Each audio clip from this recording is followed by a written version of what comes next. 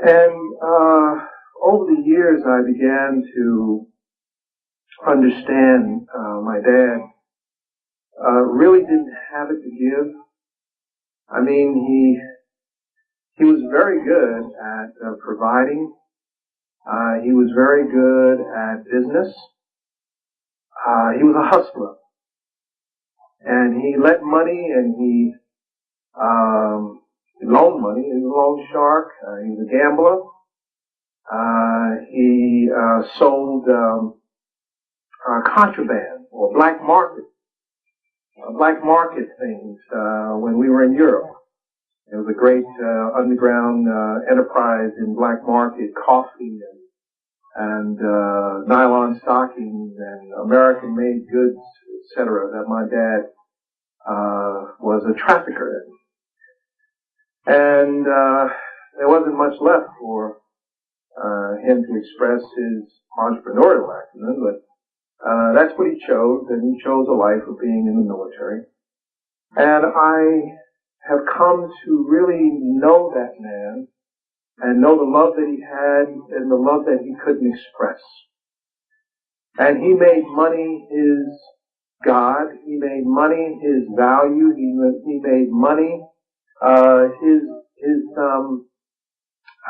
his monument, his testament to his ability and to his value.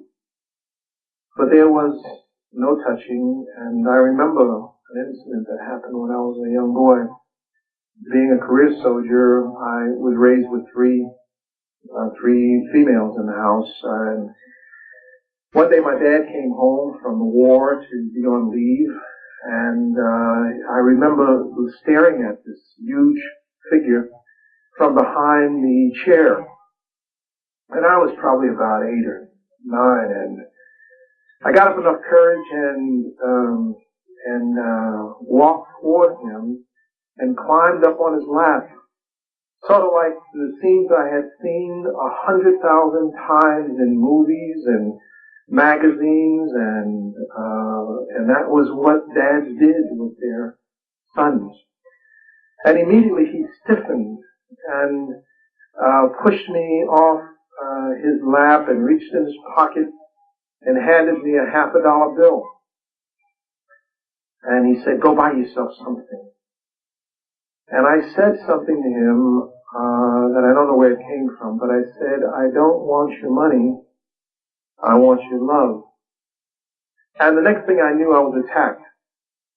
I was being thrown around like a leaf in the wind, and he drugged me to a corner where a groom was standing, and he came down on me with the broom handle, and I put my arm up to protect my face, and the force of the blow broke the broom on my forearm.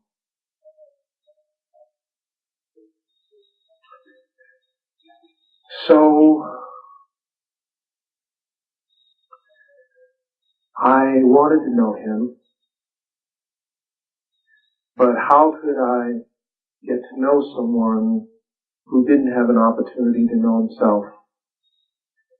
How could I get to have someone love me who was unavailable to love me?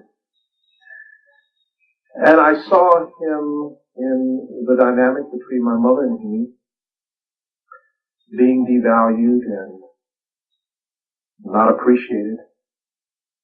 I remember on another visit when he came home, and it was like a big day when Sergeant Doe came home. The whole neighborhood knew it.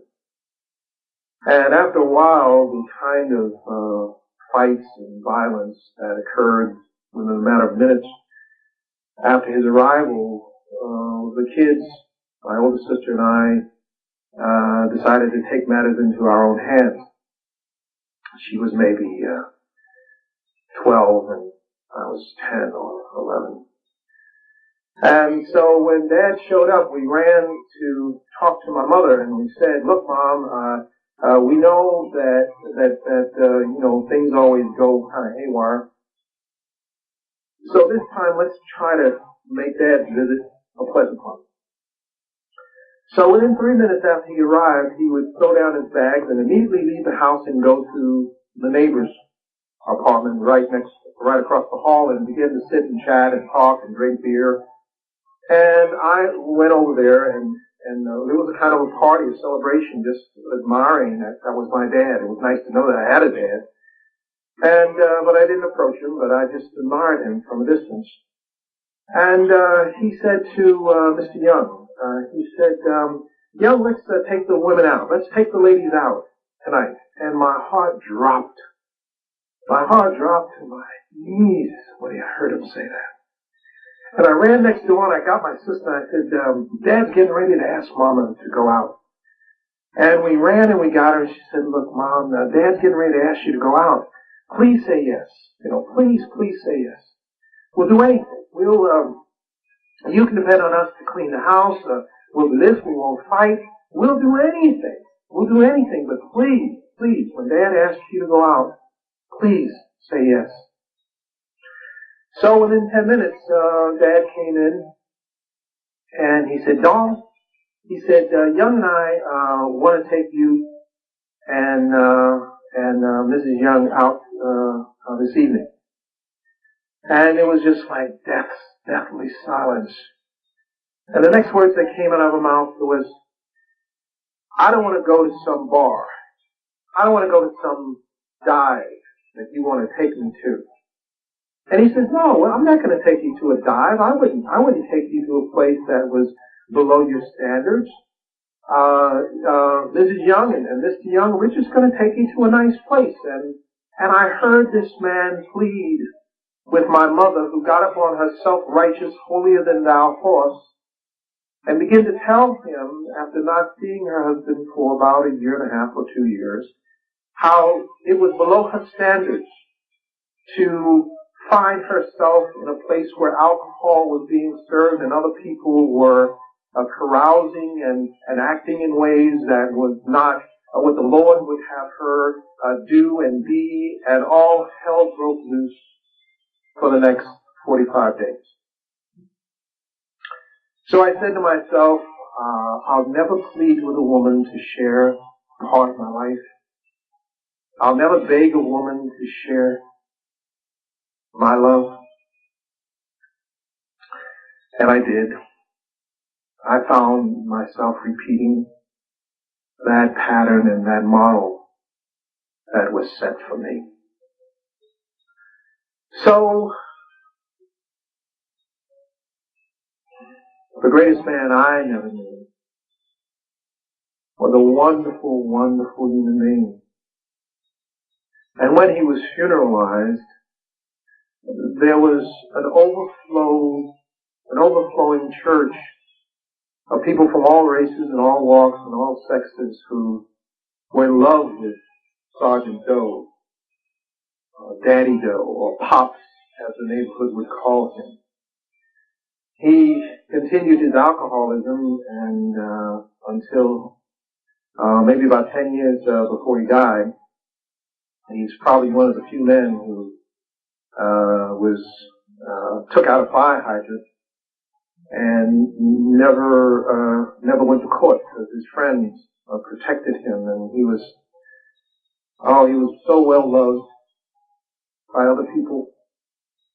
And I kind of remember at the funeral when I was hearing all these people talk about him. It was like, who the hell are they talking about? I mean, I got it. I mean, I was aware that it was my father they were talking about. But I didn't know that man. I didn't know him at all. And when the casket was being moved to the hearse, I had to fight. I had to fight to get a handhold to assist in some small way to move my father's coffin to the hearse. So I purposed in my heart to be different than my dad. And I hope, as I've asked my son to hear this broadcast, that I have been different.